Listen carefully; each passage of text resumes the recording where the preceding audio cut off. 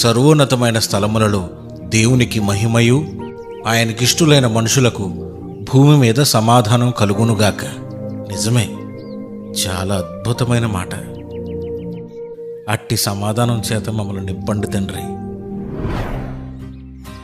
Pastor గారు ఎప్పుడు మనం చూడలేదు, గుర్తుపడతాడంటావా? గుర్తుపడతాట్లే, పదరా. పాస్టర్ గారు బయట కూర్చున్నారు. మరీ మంచిది, పద. వందనాలు పాస్టర్ గారు. వందనాలు పాస్టర్ గారు. వందనాలయ్యా, బాగున్నారా? బాగున్నాం సార్. బాగున్నామండి. రండి, కూర్చోండి. కూర్చోనయ్యా. బాగున్నారా పాస్టర్ గారు? బాగున్నానండి. రేయ్, నువ్వు చెప్పరా. పెద్దోడు కదన్నా, నువ్వే చెప్పు. అలాగే. పాస్టర్ గారు, ఈసారి క్రిస్మస్ మాత్రం ఇరగదీసేద్దాం ఉండోయ్. మామూలుగా ఉండదండి, ధూమ్ధామ్గా చేస్తాం. ఇరగదీసేస్తామంటే వేరేలాగా అనుకోకండి. పోయినసారి లైటింగ్కి 2 లక్షలు ఖర్చు పెట్టాం. ఈసారి ఒక 5 అనయ్య.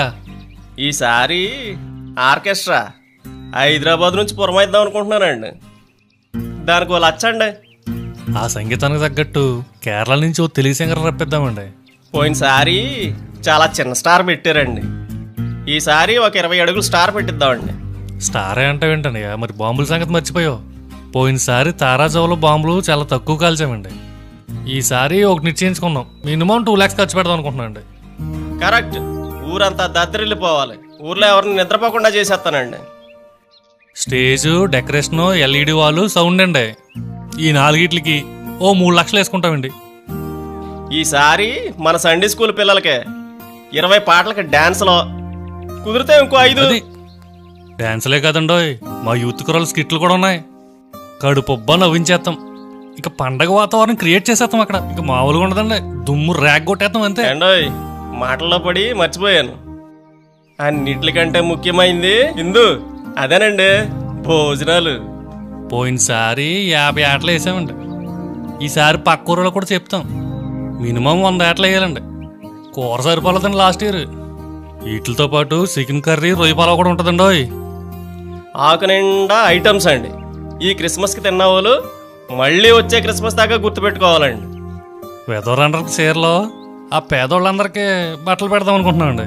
ఈ క్రిస్మస్లో ఫుల్ అట్రాక్షన్ క్రిస్మస్ తాత, 100 కేజీల కేకు, పిల్లలకేమో గిఫ్ట్లు. పాస్టర్ గారు, మీకు కూడా కొత్త బట్టలు కొనేస్తానండి, మీ ఫ్యామిలీకి కూడానండి. ఈ కార్యక్రమాలన్నీ ఎందుకు అనుకుంటున్నారు? వచ్చిన జనాన్ని క్రిస్మస్ పేరుతో తృప్తిపరచాలి. పాస్టర్ గారు, ఈ క్రిస్మస్ ఎంత ఖర్చు మేము చూసుకుంటాం. ఇందా నుంచి మేము మాట్లాడతాం, మీరేం మాట్లాడండి. అదేం లేదండి. మాట్లాడండి మరి. అన్నీ బాగానే చెప్పారు, కానీ క్రిస్మస్లో క్రిస్మస్ సందేశం ఏది? ఇన్ని కార్యక్రమాలు పెట్టుకుని క్రిస్మస్ సందేశం అవసరం అంటారా? ఏనా బయట నుంచి ఎవరినన్నా సేవకులు తీసుకొద్దామని ఆశగా ఉందయ్యా. బయట నుంచి పాస్టర్ గారు ఎందుకంటే, డబ్బులు ఖర్చా? ఆ పలహారం పంచినప్పుడు ఆ 2 మాటలు అయ్యా మీరే చెప్పండి, వదిలిపోద్ది. ఖర్చా? ఇదేంటి ఇలా ఆలోచిస్తున్నారు వీళ్ళు? దీనికేంటి ఇంత ఆలోచించేస్తున్నారు? దాదాపుగా 3 నెలలవుతుంది మన సంఘానికి వాక్యం చెప్పడానికి నేను నియమింపబడి. నేను వచ్చిన ఈ 3 నెలల్లో ఒక్క ఆదివారం కూడా మీరు నాకు కనబడలేదయ్యా. ఇంతకీ మీ పేర్లు? నేను సంఘ పెద్దనండి, ఈడు యూత్ లీడర్ అండి. మా పేర్లు తెలీదా మీకు? నా పేరు గాబ్రియేలు, ఈడి పేరు అక్షయ్ అండి. అవునండి. చర్చిలో ఫ్యాన్ల మీద పేర్లు చూడలేదా? ఆ గాబ్రియేలే ఈ గాబ్రియేల్ అండి. చర్చ్ ఎదురుగుండా ఉన్న బ్యానర్లో పెద్ద ఫోటో నాదే, చూడలేదా మీరు? పాస్టర్ గారు, చర్చిలో మేము కనపడం కానండి, చర్చిలో కనపడే వస్తువులన్నీ మేము కొన్నాయండి. మా బిజినెస్లో పడి మాకు ఆదివారానికి సోమవారానికి తేడా తెలవదండి. అసలు క్రిస్మస్ అంటే ఏంటి మీ దృష్టిలో? ఏమనుకుంటున్నారు మీరు? క్రిస్మస్ అంటే యేసుప్రభు పుట్టాడని పండగ, అంతే కదండి. అంతే అంటావేంట్రా? పండగనే కదా, అన్ని డబ్బులు ఖర్చు పెడతాం ప్రతి సంవత్సరం. పోయినసారి 10 లక్షలు ఖర్చు పెట్టాం, ఈసారి 15 వేసుకోండి. అలాగా?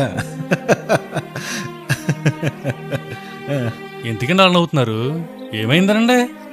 క్రిస్మస్ అంటే క్రీస్తుని ఆరాధించడం అండి. మీరు అనుకున్నట్టు ఏం కాదండి అయ్యా. మానవ జీవితంలో ప్రతి ఒక్కరూ పాపానికి దాసులుగా మార్చబడ్డారు. ఆ దాసత్వం నుండి, అనగా ఆ పాపము నుండి విడిపించడానికి యేసు ప్రభువారు ఈ భూలోకానికి వచ్చారు. మీకు ఇంకా అర్థమయ్యేలా చెప్పాలంటే, నశించిన దాన్ని వెతికి రక్షించడానికే దైవ కుమారుడే వచ్చిన సందర్భమే ఈ క్రిస్మస్. అందునిమిత్తమే కృతజ్ఞతాభావంతో ఆయన ఆరాధించాలి. మీరు ఇందాక నుంచి చెబుతున్న కార్యక్రమాల్లో ఆరాధన అనే సందర్భం ఎక్కడుంది? విందులు, చిందులు, ఆర్భాటాలు తప్ప. గాబ్రియేలు, యెషయా అని పేర్లు పెట్టుకున్నారు. క్రిస్మస్ గురించి ఆ మాత్రం తెలీదా మీకు? చూడండి, ఈ రోజుల్లో చాలామంది క్రిస్మస్ అనే టైటిల్ పెట్టి సినిమా కల్చర్ని తీసుకొస్తున్నారు. నాట్యం పేరుతో బ్రేక్ డ్యాన్సులు వేస్తూ సినిమా హీరోల్లాగా ప్రవర్తిస్తున్నారు. ఆ డ్యాన్సులకు విజిల్స్ వేస్తూ కేకలేస్తున్నారు. పైగా కీర్తనల గ్రంథం 150 అధ్యాయం 4వ చరణంలో తంబూరుతోనూ నాట్యముతోనూ ఆయన స్తుతించడానికి వ్రాయబడి ఉందని చెప్తారు. అలా వాక్యాన్ని అడ్డం పెట్టేసుకుని సినిమా స్టెప్పులు వేస్తున్నారు. నిజానికి దేవుణ్ణి ఆరాధించవలసిన క్రమం ఏంటంటే యోహాను సువార్త 4వ అధ్యాయం 24వ వచనంలో దేవుడు ఆత్మ గనుక ఆయన ఆరాధించువారు ఆత్మతోనూ సత్యముతో ఆరాధింపవలెను. ఈ రోజుల్లో అలా ఆరాధించేవారు ఎవరున్నారు చెప్పండి అయ్యా మీరు? లక్షలు లక్షలు ఖర్చు పెట్టి క్రిస్మస్లు చేస్తున్నారు. కానీ క్రిస్మస్ ఆరాధనలో ఒక్కరైనా రక్షించబడుతున్నారా? క్రిస్మస్ ఆరాధనలో మీరు చెప్పినవన్నీ అవసరమే, కానీ అవన్నీ తగుమాత్రంగా ఉండాలన్నా తగుమాత్రంగా ఉండాలి. దేవునికి చెందవలసిన మహిమను మనం ఎక్కడ దొంగిలించకూడదన్నా. క్రిస్మస్లో పేదలకు వెధవరాండ్రులకు బట్టలు కొంటానన్నారు కదా, అది చాలా మంచి ఆలోచన అండి. మీరు పేదరికం అని అన్నారు కదండి, నాకు మాట గుర్తొస్తుంది. నా దృష్టిలో ఆత్మీయ స్థితి లేకపోవడం కూడా పేదరికమేనండి. దైవ భయము, దైవికమైన లక్షణాలు లేకుండా ఎన్ని లక్షలు ఖర్చు పెట్టి క్రిస్మస్ చేస్తే ఏం ప్రయోజనం అండి?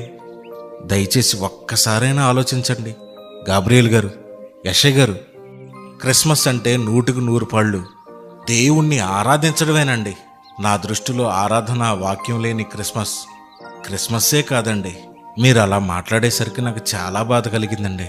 సంఘ పెద్దలుగా వ్యవహరిస్తున్న మీరు కనీసం దైవికమైన లక్షణాలతో లేరండి.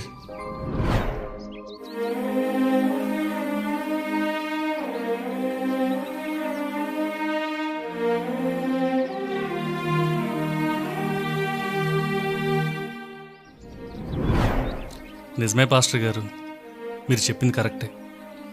దేవుణ్ణి ఆత్మతోనూ సత్యంతోనే ఆరాధించాలండి. అవును పాస్టర్ గారు, ఇన్నాళ్ళు డబ్బు ఉందన్న గర్వంతో క్రీస్తు పుట్టుక పరమార్థం ఏమిటో మేము తెలుసుకోలేకపోయాం. ఎన్నో డబ్బులు ఖర్చు పెట్టి ఆడంబరంగా చేయడమే క్రిస్మస్ అనుకున్నామండి. మీలా ఎప్పుడూ ఆత్మీయంగా ఆలోచించలేదండి. ఈ లోకంలో డబ్బుకు ప్రాధాన్యత ఇచ్చి దేవుని మందిరాన్ని కూడా విడిచిపెట్టేశాం. అవునండి, ఇక నుండి క్రమం తప్పకుండా దేవుని మందిరానికి వచ్చేస్తామండి. చాలా సంతోషం. మన క్రిస్మస్ ఆత్మీయమైన క్రిస్మస్గా జరిపించి అందరికీ ఆదర్శంగా నిలుద్దాం. అందరికీ ఆత్మీయమైన క్రిస్మస్ను పరిచయం చేద్దాం.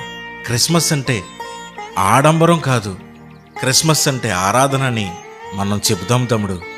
అలాగే పాస్టర్ గారు. వందనాలు పాస్టర్ గారు. వందనాలండి. జాగ్రత్తగా వెళ్ళరండి.